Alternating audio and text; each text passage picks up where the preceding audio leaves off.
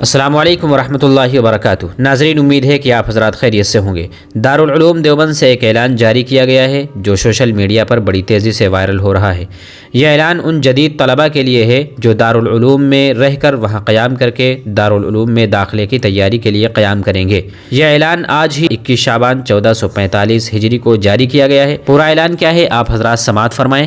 اس سے پہلے آپ سے گزارش ہے کہ اگر چینل کو سبسکرائب نہ کیا ہو تو چینل کو سبسکرائب بھی کر دیں، جزاک اللہ۔ اعلان یہ ہے، آپ حضرات اپنی اسکرین پر دیکھ بھی سکتے ہیں۔ الجامعۃ الاسلامیہ دارالعلوم دیوبند اعلان: جدید داخلے کی تیاری کے لیے آنے والے طلباء دارالعلوم میں قیام کے لیے دفتر دارالاقامہ سے قیام کا فارم 21 شعبان المعظم 1445 ہجری سے حاصل کر لیں اور فارم کو پر کر کے دفتر دارالاقامہ میں جمع کرا کر اجازت نامہ حاصل کر لیں۔ اس اجازت نامے کو ہمہ وقت اپنے پاس رکھیں، کسی ذمہ دار کے طلب کرنے پر فوراً دکھائیں۔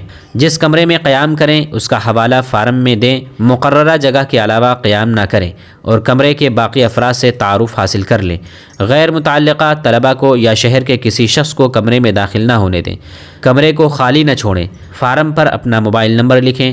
اسمارٹ فون استعمال نہ کریں، پکڑے جانے پر ضبط کر لیا جائے گا۔